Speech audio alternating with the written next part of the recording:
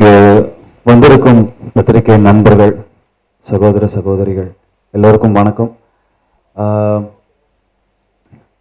இங்கே ரொம்ப நாளாக ஒரு பிரச்சனை ஒன்று ஓடிட்டுருக்கு.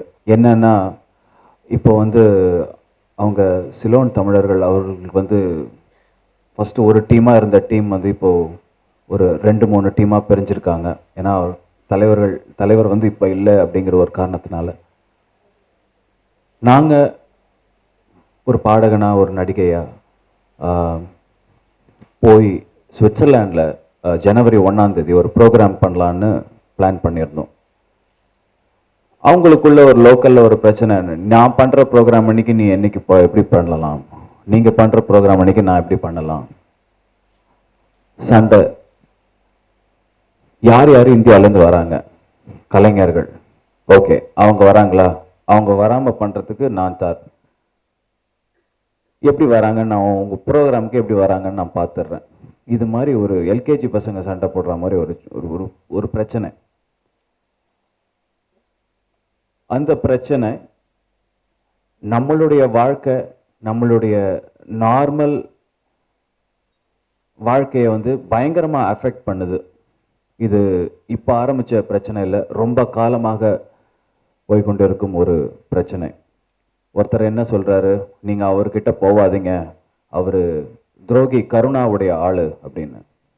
அவருக்கு ஒன்றே கோவம், அவன் என்னை பார்த்து எப்படி துரோகி கருணாவோட ஆளுன்னு சொல்லலாம், நான் கிடையாது, எனக்கு எல்லா ஆதாரங்களும் எல்லாம் பேப்பரோடு இருக்குது, நான் எல்லாமே இது ப்ரூவ் பண்ணுவேன் அப்படின்னு. அப்படி ஒரு பிரச்சனை நடுவில் மாட்டிகிட்டு இருக்கிறது நாங்கள் தான்.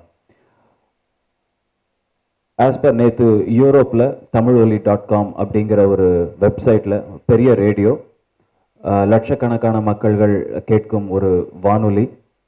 அந்த வானொலியில் நேற்று அழகாக ப்ரூவ் ஆச்சு, இது எல்லாமே ஒரு பொய் குற்றச்சாட்டு, கருணாவோட ஆள்லாம் கிடையாது, யாரும் பண்ணலை, இந்த ப்ரோக்ராமை போய் யார் வேணால் பண்ணலாம், இது ஒரு பொருளையை சும்மா ஏற்றி சும்மா தள்ளி விட்டுருக்காங்க அப்படிங்கிறது மட்டுமே உண்மை.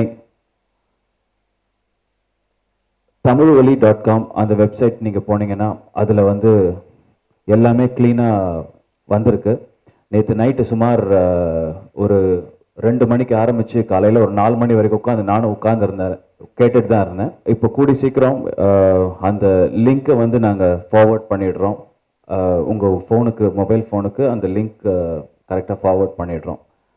ஸோ இந்த பிரச்சனை தான் இப்போ போயிட்டுருக்கு.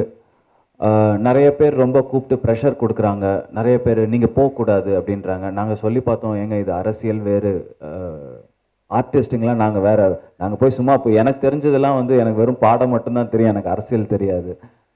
ஸோ என்னைக்கோ போய் பாடுறோம். ஆக்சுவலி இதே ப்ரோக்ராம் நாங்கள் போன வருஷம் ஒரு தடவை இதே ப்ரோக்ராம் இதே ஆளுங்களுக்கு போய் பாடினோம்.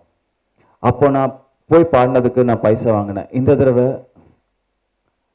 அந்த பர்சன் என்னோட ஃப்ரெண்ட் ஆகிட்டார். ஸோ அவர்கிட்ட நான் காசு வாங்குறதுக்கு எனக்கு மனசு வரல.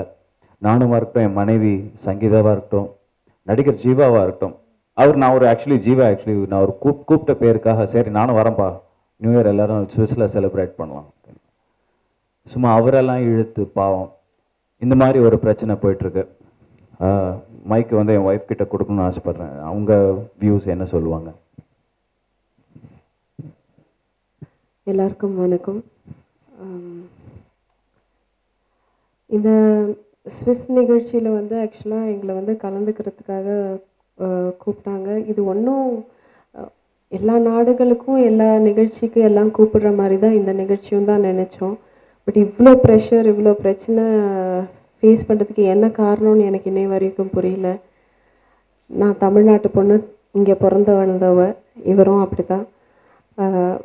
எங்களுக்கும் ஈழ பிரச்சனை என்னன்னு தெரியும். கண்டிப்பாக அந்த மாதிரி ஒரு தப்பான நிகழ்ச்சிக்கு நாங்கள் போக மாட்டோம். அப்படி இது உண்மைன்னா இப்போவும் சொல்கிறோம், நாங்கள் போக மாட்டோம். ஆனால் அதை யாராவது நிரூபிக்கணும். என்னை பொறுத்த வரைக்கும் நான் ரொம்ப ஒரு ஸ்ட்ரைட் ஃபார்வர்டான ஒரு பொண்ணு. 1000 குற்றவாளிகள் தண்டிக்கப்படலாம், தப்பிச்சுக்கலாம். ஆனால் ஒரு நிரபராதி ஷுட் நாட் பி பிளேம்ட். போன தடவை எங்களை அவ்வளோ நல்லா கவனிச்சுக்கிட்டாங்க. தெரியாமல் கிறிஷ் அந்த ஒரு ஸ்ரீலங்கன் கவர்மெண்ட் ப்ரோக்ராம் போனப்போ இந்த ஆர்கனைசர் இந்த ரஞ்சன்றவர் தான் வந்து எனக்கு முதல்ல ஃபோன் பண்ணி அண்ணன் தப்பான ஒரு இடத்துக்கு போகிறாங்க, தயவு செஞ்சு அவங்கள போகக்கூடாதுன்னு சொல்லுங்கன்னு எங்களை ஃபஸ்ட்டு ஸ்டாப் பண்ணவர் அவர் தான் வந்து கிறிஷை முதல்ல வந்து காண்டாக்ட் பண்ணார்.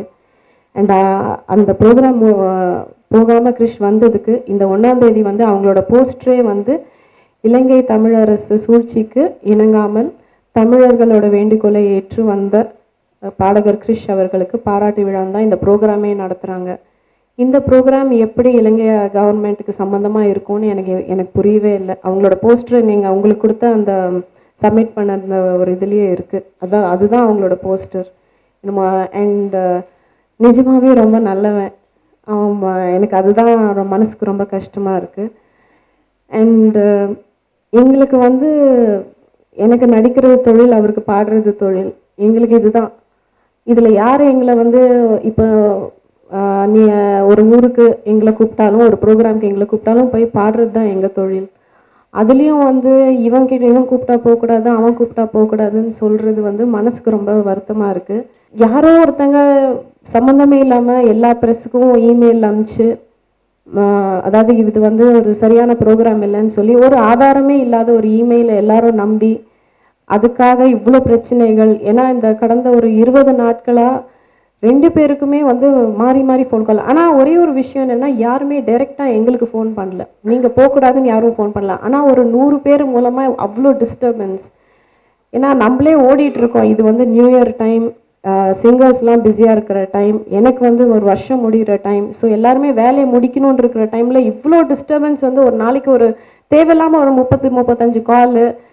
இன்டர்நெட்டில் போனேன்னா நீங்கள் வந்து இதுக்கெல்லாம் போனீங்கன்னா உங்களை அழிச்சிருவோம், உங்களுக்கு நாங்கள் கண்டனம் தெரிவிக்கிறோம், உங்களை நடிக்க விட மாட்டோம், உங்களை வாழ விட மாட்டோம், இந்த மாதிரிலாம் இன்டர்நெட்டில் நிறைய விஷயங்கள். இது பயந்து அப்படின்லாம் கிடையாது. இது தேவையா, இது என்னத்துக்கு இவ்வளோ பண்ணுற அளவுக்கு நாங்கள் என்ன தப்பு பண்ணிட்டோம் அப்படின்னு யோசிக்க வைக்குது. இது மெயினாக இன்றைக்கி கூப்பிட்டது வந்துட்டு, இன்றைக்கி நான் வந்து பரவாயில்ல இது போகல அப்படின்னு சொல்லிவிட்டு, நாளைக்கு எல்லா கலைஞர்களும் இதே மாதிரி, ஏன்னா எல்லாருக்கும் எதிரிகளும் இருக்காங்க, நண்பர்களும் இருக்காங்க. எல்லாரும் இந்த மாதிரி ஒரு சும்மா ஒரு இமெயில் அனுப்பிச்சு அதை நம்பி இவ்வளோ ப்ரெஷர் எல்லாரும் கொடுக்கக்கூடாது. Because it really disturbs us mentally. எனக்கு ரொம்ப வருத்தமாக இருக்குது. ஏன் இதெல்லாம் வந்து நம்பி ஒரு சாதாரண ஒரு விஷயத்த இவ்வளோ பெருசாக ஊதி திடீர்னு பத்திரிக்கையில் பார்த்தா, கிறிஷ் செட் மாதிரி ஜீவாலாம் வந்து இதுக்கும் ஜீவாவுக்கும் சம்மந்தமே இல்லை, அவருக்கு அவ்வளோ ப்ரெஷர், அவளுக்கு அவ்வளோ இது. ஒரு நண்பர் வந்து சரி நீங்கள் போகிறீங்களா, உங்களை ஃபெலிசிட்டேட் பண்ணுறாங்களா, நாங்களும் உங்கள் கூட வரோம், வந்து நாங்களும் அந்த நிகழ்ச்சியில் கலந்துக்கிறோன்னு சொன்னதுக்காக அவருக்கு ஒரு 15 நாள் டார்ச்சர், அவருக்கு இன்டர்நெட்டில் டார்ச்சர். இது ரொம்ப எனக்கு மனசு கஷ்டமாக இருக்குது. இந்த மாதிரி ஒரு நிகழ்வு இன்னொரு தடவை நடக்கக்கூடாதுன்றதுக்காக தான் இன்றைக்கி நாங்கள் முன்னாடி வந்து கிளாரிஃபை பண்ணுறோம். இது வந்து அவர் வந்து எங்களுக்கு அமிச்ச டீட்டெயில்ஸ், அந்த ப்ரோக்ராம் ரிகார்டிங் டீட்டெயில்ஸ் அண்ட் அவரோட ப்ரொஃபைல், அவர் எப்படி என்ன தொழில் பண்ணுறாரு, எதுக்காக பண்ணுறாருன்னு அவரோட நம்பர்ஸ்லேருந்து எல்லாமே இருக்குது. நீங்கள் என்ன இதுக்கு மேலே கேட்டாலும் அவர் சப்மிட் பண்ண ரெடியாக இருக்கார். இல்லை வந்து இன்னொன்று ஒரு விஷயமும் சொல்லியிருக்காரு, யார் வந்து இதை வந்து இன்னமும் இது நம்பலைன்னா உங்களுக்கு ஃப்ளைட் டிக்கெட்ஸ் எல்லாம் போட்டு உங்களுக்கு தயவு செஞ்சு நேரில் வந்து நீங்கள் இந்த நிகழ்வை பாருங்கள், இதில் ஏதாவது தப்பாக இருந்ததுன்னா என்ன தண்டனை கொடுத்தாலும் நான் ஏற்றுக்கிறேன்னு சொல்கிறாரு. இவ்வளோ சொன்ன அப்புறமும் வந்து நாங்கள் வந்து இல்லை பயந்துக்கிட்டு நாங்கள் வரலன்னு சொன்னால் இது அவருக்கு இது நாங்கள் வந்து எங்கள் தொழில் ஒரு ப்ரொஃபஷ்னலாக பார்த்தா இது நாங்கள் செய்கிறது கரெக்டாக தப்பான்னு நாங்களே ரொம்ப கன்ஃபியூஸ்டாக இருக்கோம். ஸோ ஐ டோன்ட் நோ, இதுக்கு மேலே எனக்கு என்ன பேசுகிறேன்னு தெரியல, நீங்கள் தான் சொல்லணும். முக்கியமாக என்ன சொல்லணும்னு பார்த்தா, இன்னைக்கு வந்து ஒரு 15 வருஷமாக இண்டஸ்ட்ரியில் இருந்துட்டு இன்னைக்கு சங்கீதா அப்படின்னு ஒரு பேர் வாங்கியிருக்கான்னா வந்து இவங்க வந்து நாட் பிகாஸ் ஒரு நல்ல படங்கள் ஒரு நல்ல படங்கள் பண்ணியிருக்காங்க, ஒரு நல்ல டைரக்டர் கிட்ட ஒர்க் பண்ணியிருக்காங்க கிடையாது. நீங்கள் உருவாக்குனது உங்கள் வரிகள், உங்கள் பேனா உருவாக்குனது, உங்களுடைய கேமரா உருவாக்குனது, ஒரு ஆர்டிஸ்ட்டை எப்படி கொண்டு வரணும்னு உங்களுக்கு தெரியும், தேவையில்லைன்னா எப்படி அமுக்க வைக்கணும்னு உங்களுக்கு தெரியும். இன்னைக்கு நான் பாடகர் கிறிஷ், எனக்கு இங்கே நிறையா பத்திரிகை நண்பர்கள் தெரியும், என் வளர்ச்சிக்கு யார் யாரெல்லாம் ஹெல்ப்ஃபுல்லாக இருந்திருக்காங்கன்னு தெரியும். ஸோ இந்த மாதிரி ஒரு சாதாரண வாழ்க்கை, சாதாரணமாக வாழ்ந்துட்டு போயிட்டுருக்கோம். உங்கள் சப்போர்ட் எப்பவும் தேவை, என்றைக்குமே தேவை. ஒரு நியாயத்திற்கு போராடுறோம், ஒரு ஒரு எந்த அநியாயத்திற்கும் துணை போவதில்லை, போகவும் மாட்டோம். இப்படி போகாமல் விட்டுட்டா அதுக்கப்புறம் இதுவே வந்து ஒரு பல வருடங்களாக நடந்துட்டு இருக்கு. ஸோ நியாயங்கள் இருக்கு. நான் வந்து வெறும் பாடகன் தான். நான் வந்து வெறும் எனக்கு பாட மட்டும்தான் தெரியும். என்னை யார் கூப்பிட்டாலும் நீங்கள் நாளைக்கு எங்கள் வீட்டில் ஒரு ஃபங்க்ஷன் இருக்குது தம்பி அப்படின்னு சொன்னால் நான் வந்து பாடுவேன். ஸோ என் தொழில் அதான். ஸோ ஒருத்த மேலே தப்பாக கொத்தம் சொல்லிட்டு நான் போகக்கூடாது, நீங்கள் ஸ்ரீலங்கா போகக்கூடாதுன்னு சொல்லுங்கள், நான் போக மாட்டேன். ஏன்னா ஒரு தடவை நல்ல எக்ஸ்பீரியன்ஸ் எனக்கு இருக்கு. இது நியாயமானது. நீங்களே பாருங்க, உங்களுக்கு பேப்பர் எல்லாமே இருக்கும். இது நியாயமானது. போகணும்னு தோணுது, நல்லவங்களுக்கு போய் மக்களுக்காக போய் பாடணும்னு தோணுது. அது ஒன்று தான் சார். நானும் அதே தான் சார் கேட்டேன். இவ்வளோ பிரச்சனை நடுவில் உனக்கு தேவையாப்பா இது, நம்ம அப்புறம் பண்ணிக்கலாமேன்னு கேட்டேன். இல்லை மேடம், நீங்கள் இப்போ வரலன்னா என்ன துரோகின்றுவாங்க மேடம் அப்படின்னாரு. இதுதான் நான் நேற்று நான் பேசினப்ப அந்த ஒரே வார்த்தை தான் சொன்னான். நீங்களாம் வரலன்னா என்ன அப்புறம் தேச துரோகின்னு அவங்களே முத்திரை குத்திடுவாங்க மேடம், தயவு செஞ்சு இது பண்ணுங்கன்னு. இந்த ப்ரெஸ் மீட் ஆர்கனைஸ் பண்ணது சத்தியமாக அவருக்காக தான். நான் என்றைக்குமே நான் வந்து வெளியில் வந்தது கிடையாது. உங்களுக்கே தெரியும், நான் இதுதான் ஃபர்ஸ்ட் டைம். ஆக்சுவலாக நிஜமாவே ரொம்ப டென்ஸ்டாக இருக்கேன். நான் இந்த மாதிரி வந்து எதுவுமே கிளாரிஃபை பண்ணதில்லை, எதுவுமே இல்லை. எது எழுதினாலும் நல்லதும் சரி கெட்டதும் சரி நான் எதுக்குமே ரியாக்ட் பண்ணது கிடையாது. ஃபர்ஸ்ட் டைம் நான் ரியாக்ட் பண்ணுறது எனக்காக இல்லை, அவருக்காக, அந்த பையன் ரஞ்சனுக்காக தான். அண்ட் அவர் இவ்வளோ எஃபர்ட் எடுத்து அவர் பண்ணுற ஒரு இதுக்கு வந்துட்டு, அண்ட் இது இப்போவும் நான் சொல்கிறேன், இது தப்புன்னு யாராவது இப்போ யாரெல்லாம் இந்த ப்ரோக்ராம் ராங்கான ப்ரோக்ராம்னு யாராவது நிரூபிக்கிறாங்கன்னா கண்டிப்பாக நான், because I mean a very in between person. ஒருத்தர் கரெக்டுன்னு சொல்லி அவர் எல்லாத்தையும் எனக்கு சப்மிட் பண்ணியிருக்காரு. இன்னும் வேணுனாலும் நான் அனுப்புகிறேன்னு சொல்லியிருக்காரு. ஆனால் அந்த இன்னொரு சைட்லேருந்து எதுவுமே அவங்க அனுப்பலை. ஒரு மொட்டை கடுதாசி மாதிரி ஒன்று அனுப்பிச்சிருக்காங்க. அதை இன்னைக்கு நாங்கள் நம்பினோன்னா நாளைக்கு இதே விஷயங்கள் இன்னும் எவ்வளோ பேர் பண்ணுவாங்கன்னு தெரியல. அவங்க நேற்று நான் அவங்ககிட்ட பேசினேன். இல்லைம்மா, இந்த அமைப்பு தப்பான அமைப்பு மாதிரி இல்லைன்னு என்கிட்ட ஃபோனில் பேசினாங்க. அந்த கான்வர்சேஷன் ரெக்கார்ட் பண்ணி என்கிட்ட இருக்குது. அவங்க ஜீவா கிட்டேயும் பேசினாங்க, கிருஷ் கிட்டேயும் பேசினாங்க. நான் சொன்னேன், இது தப்பான அமைப்புனா எப்படி சொல்கிறீங்க அப்படின்னா, இல்லைம்மா அது தப்புன்ற மாதிரி தெரியல, எதுக்குமா 2 நிகழ்ச்சி ஒரே நாளில் பண்ணோம் அப்படின்றாங்க. அதுதான் நேற்று அவங்க சொன்னது, இது 2 நிகழ்ச்சி எதுக்குமா ஒரே நாளில் பண்ணோம், எனக்கு அதுதான் சந்தேகமாக இருக்குன்னாங்க. 8-10 அவார்ட் ஃபங்க்ஷன் இங்கே நடக்குது சென்னையில் மட்டும். ஏன் நம்மலாம் ஒன்றுனா ஒரே அவார்ட் ஃபங்க்ஷன் வச்சுக்கலாம்ல எல்லாரும் சேர்ந்து, ஏன் இவ்வளோ ஃபங்க்ஷன்ஸ் நடத்தணும்? இன்னொரு விஷயம்னா, இது வந்து அவங்க அரசியல் ரீதியான ஒரு பிரச்சனையோ ஒரு ஈழத்தமிழர்களுக்கான ஒரு பிரச்சனையோ கிடையாது இந்த நிகழ்ச்சி. இது வந்து கலை நிகழ்ச்சி. அங்கே இருக்கிற லோக்கல் பீப்புள் வந்து அவங்களுக்கு வந்து ஒரு மேடை, அவங்களோட டேலண்ட். ஏன்னா போன தடவை நாங்கள் பார்த்து ஒரு பையன் ரொம்ப நல்லா ஆடி, அவனை நான் வந்து விஜய் ஜோடிக்கு வந்து ரெக்கமெண்ட் பண்ணேன் அந்த பையனை. ஸோ அவங்களோட டேலண்ட் வந்து அந்த ஊர்லேயே அவங்க அடங்கி இருக்கிறதுனால அவங்க அதை வெளிப்படுத்துகிறாங்க. ஒரு சின்ன சின்ன பசங்க பாடுறது, ஆடுறது, குரூப் டான்சர்ஸ், இந்த மாதிரி நடக்கிற நிகழ்ச்சி தான் இது. வந்து இப்போ நம்ம அவார்ட் ஃபங்க்ஷன் மாதிரிலாம் எதுவுமே கிடையாது. அந்த நிகழ்ச்சியில் கிறிஷ் போகாமல் இருந்தது. கிறிஷை வந்து அவங்க ஃபெலிசிட்டேட் பண்ணணுன்னு ஆசைப்பட்டாங்க. அதுக்கு ஜியோ வர இதுதான் இந்த நிகழ்ச்சி. இது ஒரு சிம்பிளான ஒரு ப்ரோக்ராம், ஒரு ஸ்கூல் ஆண்டு விழா மாதிரி நடத்துகிற ஒரு ப்ரோக்ராம். இது வந்து நினைக்கிற மாதிரி ஒரு பெரிய அந்த மாதிரி ஃபங்க்ஷனும் கிடையாது.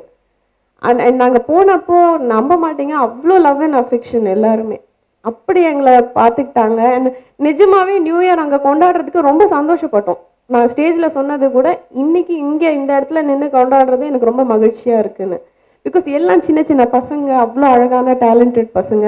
அண்ட் அதில் வந்து ஒரு குட்டி பொண்ணு, இவ்வளோண்டு பொண்ணு வந்து கிறிஷோட பாடுச்சு. அடியே கொள்ளுதே பாட்டு வந்து அந்த கிறிஷுக்கு இணையாக பாடினாங்க. ஸோ அவங்களுக்கு ஒரு மகிழ்ச்சி. ஸோ இந்த டைம் ஜீவா வராண்டோன்னு எல்லாருமே எக்ஸைட்டடாக இருக்காங்க. அவர் ஃபஸ்ட்டு எல்லாம் கிளாரிஃபை பண்ணுங்க மேடம் அப்படின்னு சொல்லியிருக்காரு. ஃபஸ்ட்டு கிளாரிஃபை பண்ணுங்க, அதுக்கப்புறம் நான் முடிவு எடுக்கிறேன் அப்படின்னு சொல்லியிருக்காரு. ஏன்னா அட்லீஸ்ட் எங்களுக்கு வந்து நாங்கள் இந்த டைம் எடுக்கிறோம், அவருக்கு மூச்சு விட கூட நேரம் இல்லை. நாங்கள் எல்லாம் ஒரு கலாட்டா பண்ணிகிட்ருக்கோம், தமிழ் சங்க எம்ப்ளாயின்னு சொல்லிட்டு. ஏன்னா அவ்வளோ படம் பண்ணிகிட்ருக்காரு அவர். மார்னிங் ஒரு ஷூட்டிங், ஈவினிங் ஒரு ஷூட்டிங், நைட் ஷூட்டிங்னு பண்ணிகிட்ருக்காரு. ஸோ அவருக்கு வந்து மூச்சு விட கூட நேரம் இல்லாதனால அவர் சொன்னால், நீங்கள் ஃபஸ்ட்டு இது பண்ணுங்க, பிகாஸ் தப்பான விஷயத்துக்கு நம்ம யாரும் போயிடக்கூடாதுன்னு சொன்னார். ஸோ அந்த கிளாரிஃபிகேஷன் தான் இப்போ நடந்துகிட்ருக்கு. பட் யாருமே ஃபோர்ஸ் பண்ணலை அவரை. நாங்கள் வந்து இது ப்ராபப்ளி ஜீவா இடத்துல நான் இருந்தால் நான் கூட யோசிச்சிருப்பேன். பட் போன வருஷம் நான் போய் அவரை நேரில் பார்த்ததுனால, இந்த ப்ரோக்ராம் என்னன்னு எனக்கு தெரிஞ்சதுனால தான் எனக்கு தைரியம் இருக்குது. யாரோ ரகுபதி அப்படின்னு சொல்ற ஒரு இளைஞர் அணியோ அவங்களுக்கு ஏதோ ஒரு அசோசியேஷன் ஒன்று இருக்கு, அவரோட தலைவர் தான் வந்து இந்த மாதிரி தப்பான நியூஸ் எல்லாம் பரப்பிட்டு இருக்காங்க. ஆமாங்க, அவங்க வந்து ஸ்விஸ்லயே இருக்காங்க, அவங்க தான் பண்றாங்க. அவங்க வந்து இப்போ நேத்து என்னன்னா வந்து எதுக்கு 1ஆம் தேதி 2ஆம் தேதி நீங்க ஒரு 5-6 வச்சுக்கோங்களேன் அப்படின்னாங்க. ஓ 5-6 வச்சா ரஞ்சன் வந்து ராஜ துரோகி கிடையாதா அன்னைக்கு? ஏன்னா நீங்க வைக்கிற ஒரே ஆள் நாள் அன்னைக்கு 2 ப்ரோக்ராம் நடக்கிறது உங்களுக்கு புரியல, உங்களுக்கு கூட்டம் வரணும், உங்களுக்கு காசு வரணும், அது ஒண்ணுதான். ஸோ பிரச்சனை அவங்களுக்கு எந்த இல்லை. பேரு யார் யாருன்னே தெரியல. ஸ்விஸ்லேருந்து கால் பண்றாங்க. அங்கேருந்து ஸ்விஸ்லேருந்து கால் பண்றாங்க. Social networking sites, Twitter, Facebook, இந்த மாதிரி இதெல்லாம் வந்து நீ போனன்னா உன்னை அழிச்சிருவேன். இது என்ன மாஃபியாவா நடக்குதுங்க? இல்லை, போலீஸ் வரைக்கும்லாம் போகலைங்க நான். ஏன்னா அது வந்து ரொம்ப சீரியஸாக எடுத்துக்கல. அவங்க நாங்கள் செக் பண்ணோம், சங்கீதா கால் பண்ணி செக் பண்ணாங்க. அவங்க சொல்கிறாங்க இது வந்து யார் எங்கே போகிறதும் தடுக்க முடியாது. கமிஷனர் அளவுக்கு பேசியிருக்காங்க, யார் எங்கே போகிறதும் தடுக்க முடியாது. நீங்கள் ஆர்டிஸ்ட்டு போகிறீங்க, பெர்ஃபார்ம் பண்ணுறீங்க, அவ்வளோதான். ஸோ அப்படின்னு சொல்லியிருக்காங்க, அவ்வளோதாங்க. வேற ஃபோன் வேணாம். நான் கொஞ்சம் பயந்து ஒரு கமிஷனர் பிஏ அவங்களோட பேசினேன். நீங்கள் உங்களோட தொழில் இது, கவர்மெண்ட்டே வந்து ரிக்வெஸ்ட் தான் பண்ண முடியும், யாருமே போகக்கூடாதுன்னு தடுக்க முடியாது. உங்கள் அசோசியேஷனில் உங்களுக்கு சப்போர்ட் இருக்கான்னு கேட்டாங்க. ஷரத் சார்கிட்டையும் பேசினோம். அம்மா உன்னோட தொழில், உன்னோட தொழில், இதில் போகக்கூடாதுன்னு சொல்கிறதுக்கு யாருக்குமே உரிமை கிடையாது. நீங்கள் வேணும்னா நீங்கள் போகலாம், இல்லைன்னா நீங்கள் போக வேண்டாம், இது உங்களோட இஷ்டம் அப்படின்னு சொன்னார். இதுதான் நடந்தது. ஸோ யாருக்குமே யாரையுமே, இது டெமோக்ராட்டிக் கண்ட்ரின்றதுனால யாருக்கும் யாரையும் தடுக்கிறது இல்லை.